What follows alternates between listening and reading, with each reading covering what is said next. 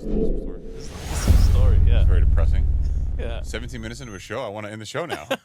Oh, don't force me to bring this up, dude. What's wrong with you guys? Yeah. Let's move on. Are you getting teary-eyed? No, I'm getting sad. Yeah, you're getting teary-eyed. Look at you. Hopefully that never happens to us. Get a hysterectomy. Next up from Rich Dad Poor Dad. Know the difference between assets and liabilities. Okay, I had a little bone to pick with this one, right? Why? Because he said, buying a home is a liability. And he's right. Like That's the Grant Cardone path. Yeah. So that part I didn't like because, look, that is something that we all wish that we can someday get to, right? Own a home. Yes, it's good to know that if you do buy that, it is an asset, but it also comes with a liability, right? I think what he was really portraying on the show is like just invest, grow your portfolio, and not so much don't look at buying a home. So I would say, generally speaking, the advice is sound. However, in today's day and age, unfortunately, life, liberty, pursuit of happiness. Pursuit of happiness is originally drafted. I think there was a Declaration of Independence. It meant home ownership of property. That was happiness back in the day. It was, in theory, the iconic American dream. Mm-hmm. That seems so far out of reach for most Americans that I can see them saying, why do I want to buy a home? Mm.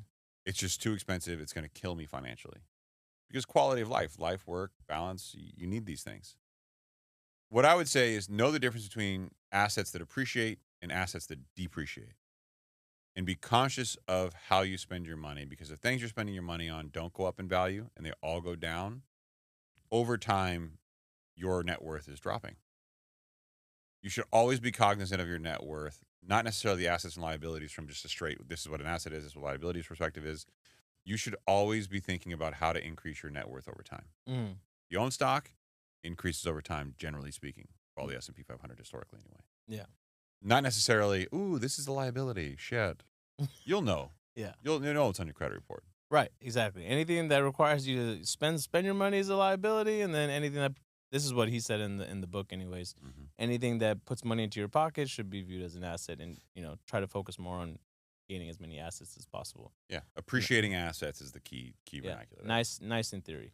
Next lesson that from the book was take action. Start small, but think big. Yeah, I like this one. I like this one too. Don't let as cliche as it may sound, don't let perfection get in the way of good. Yeah. Right? So if that means you're starting off with, looking into an ETF that doesn't require a minimum balance or a minimum deposit of X dollar amount, you could literally start off by buying fractions, $100 at a time, $200, whatever.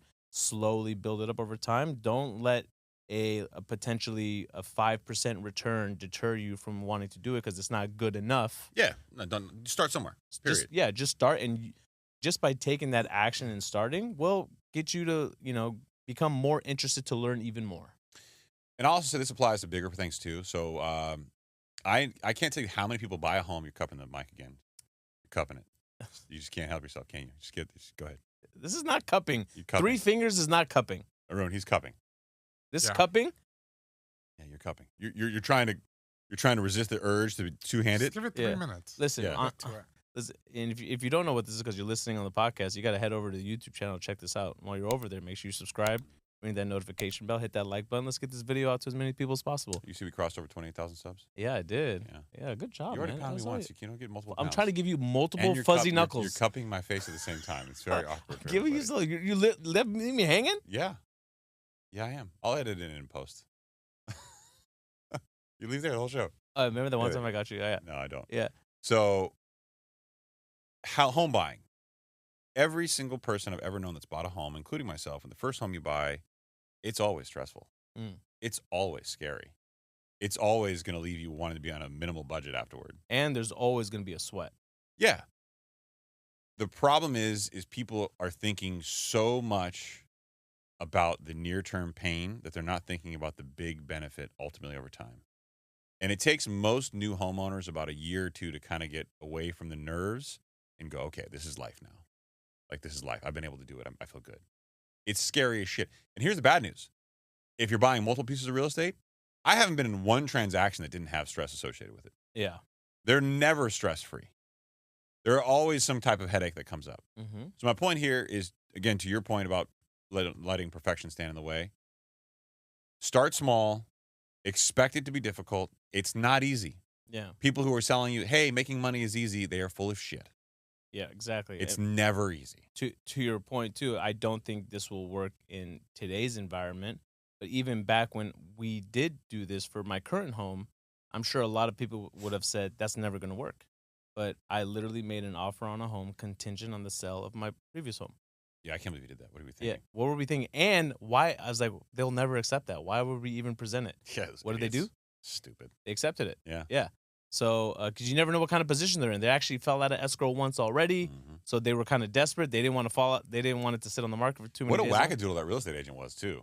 Bro, She was weird. she was, yeah, batshit crazy. She was the reason my brother stopped working on me. She- She wouldn't. She's like, if he Oh, emails that's me right. again, I'm out. And I'm like, no Yeah, problem. that's right. So yeah, don't let perfection get in the way.